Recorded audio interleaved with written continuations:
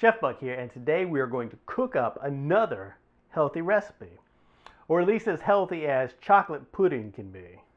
This is a low-fat, non-dairy, vegan. It does have sugar. It has a lot of sugar. We're going to use tofu. This is silken tofu. Now, it's not always going to be the right tofu just because it says silken, because sometimes you'll see silken tofus that say firm or medium. You don't want firm or medium. You want it to say soft or just silken plain, because it's kind of a liquidy, gooey, wimpy tofu that will blend up into something nice and creamy.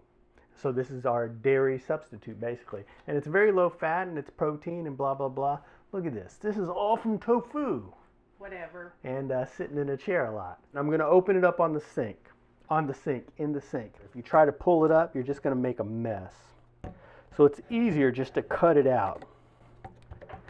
And it comes in a variety of packaging. We always just buy this here in a refrigerated case, and it's packaged like this. We find it in the produce section. But you can see they've got it sitting in this kind of crypt right here. Getting the soft tofu out is even harder than regular tofu, because it wants to suck in there, and you can see it wants to fall apart in my hands, because this is soft tofu, so it has a lot of liquid in it. That's the difference between this and firm tofu. Firm tofu has been pressed, you know, and they've gotten a lot of the water out of here, but soft tofu, silken tofu like this here, has a very high water content. It wants to fall apart. But I'll give it a little patty pat just to get some of the water off of there. And then we'll throw it in our mixing bowl. So we got to flavor up our tofu now. So I'm going to throw in my cocoa powder. Boom, boom, boom. And that's quite a lot of chocolate right there. Now I'm going to go ahead and give it a little stir and mix up here, just so I can go ahead and get my chocolate mixed in with my tofu a little bit. Because if you throw a bunch of powdery cocoa in here and then you just throw a bunch of other stuff on there, you know, you'll get like a mushroom cloud of cocoa, and then it'll cover you like radioactive cocoa dust, and then... Oh, I want to do that. Yeah, I guess it could make you more popular, but we want to keep all our cocoa powder in the pudding. And now the next ingredient is our dreaded sugar. I say our next ingredient, but you can put them in here any which way you like. And then we're going to put in a little almond milk. Like I said, this is non-dairy, but you can use any non-dairy liquid that you want, or you can use dairy. You know, you could put a little milk in here if you wanted to. It doesn't have to be non-dairy. It's just not necessary to put that much, because we've got all the tofu, which is going to substitute for that milk, for that creaminess. So now if we were just making our plain Jane regular chocolate pudding, we would just add 2 tablespoons of vanilla extract. But we're not going to make our plain Jane. We're going to jazz it up a little bit. Yeah. With some Courvoisier. If you don't think you have any of this in the house, you might want to check your spouse's sock drawer. You know, whenever I need any type of alcohol or liqueur, and I don't think we have it, you know, I just check Cameron Girl's drawers. Boom, boom, boom. Or if I'm looking for a candy bar. Okay, now you might be. All the good stuff is in her sock drawer. Yeah. Instead of 2 tablespoons of vanilla, I'm going to put 1 tablespoon of Courvoisier. And then I've got some fresh orange juice. Just 1 tablespoon of fresh juice I'm going to throw in there. So we haven't put in any more liquid, you know, than the regular recipe. So instead of 2 tablespoons of this, I'm doing 2 tablespoons of something else. And I'm sort of hammering that home, because you want to make sure and not make it overly liquidy. Yeah, you can experiment, but exactly. We'll because put some things in the because pot. it won't refrigerate and freeze if you go overboard on the liquids. Right. And since I used fresh orange juice, I'm going to go ahead and throw a little bit of the orange zest in there, because that's going to add a really nice flavor. But you minced it, so it's not long strands. Oh yeah, super duper minced up, so it'll get all throughout. Oh. And I'll go ahead and seal this up, and then I'll have to hide this so it doesn't disappear. Whatever. So now I'll go ahead and give this, again, a little bit of a stir just to get my powder mixed up so it doesn't turn into a powder bomb. And I'll run it over here to my mixer. And you don't have to use a fancy blender like this here. You can use the hand blender. You can use a... And I would not recommend it. Yeah, with a whisk. Because it took too long a period of time. So I'm going to use this Electronica doohickey to do it. So we're just gonna do it on medium. And this is gonna take a while. Come on, camera girl.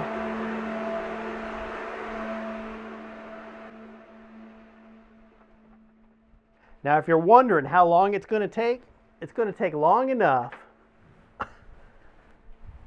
that you could almost take a snooze while you're waiting. You're a crazy man. It'll take 3 to 5 minutes generally. Huh?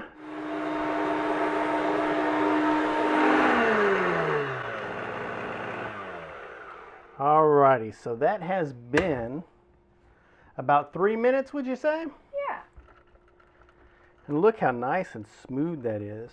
Now you might see some little chunky chunks of tofu in there, but don't worry about it. I mean, if you've got it that smooth, if you've got it that groovy smooth, then you're gonna be all right. Now we're gonna go ahead and portion these out. And that's plenty. That's enough right there. That doesn't look like a lot, but that's plenty. It's lethally rich, so that is all you want, really, unless you're just a glutton for punishment. And then I'm just going to do a big bowl of it right here. And then this here, we can just dip into this and get as much as we like. So now we'll get our puddings nice and covered up, because we're going to put them in the fridge to solidify. Old man making pudding. Old man, hope he don't fall down. So now we will take our pudding and we will slide it in the fridge and we will wait for it to firm up. It takes longer to firm up than regular chocolate pudding. Like if you're making the regular old-fashioned chocolate pudding, you know you're going to be using cornstarch as a thickener. You're going to have some butter in there so that it'll thicken up when it's refrigerating. But here we got to wait for the tofu to firm up. So it takes a little bit of time. So don't be in a rush, but we'll check back on it. You know, ideally you want to make it the day before. You know, this is kind of like thinking ahead pudding. All right, here's camera girl doing what she does best. You know, we save a lot on washing dishes around here because we got camera girl to lick everything clean. It has sugar in it. Beep, beep, beep, beep. Well, it is the next day. Now, I looked at this last night after about 3 or 4 hours, and it was pretty solid. I think it would have worked, but I didn't dig into it.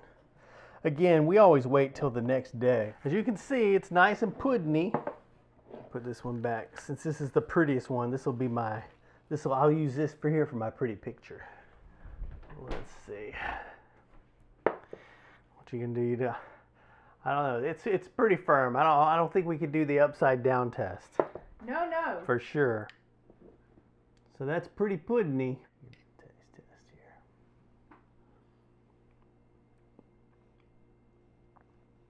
It's just like chocolate pudding. I mean, it doesn't taste like tofu at all. Now, the one thing with pudding is I don't like pudding just by itself because it's too smooth. So I always like to put some nuts in there. And toasted almonds are so good. Raspberries. But adding a little bit of crunch. Raspberries? I don't know about that. Now, we've experimented making a lot of this over the last few months. And we've had some disasters. We've done some where we put too much liquid in it and it didn't firm up enough. But then that was like a chocolate sauce. I actually used that several times in my overnight oats. I would use it to make almost like some chocolate oats, almost like a dessert. This stuff is really rich. You can't eat too much of this. It's just a fine line. It's rich and decadent and delicious.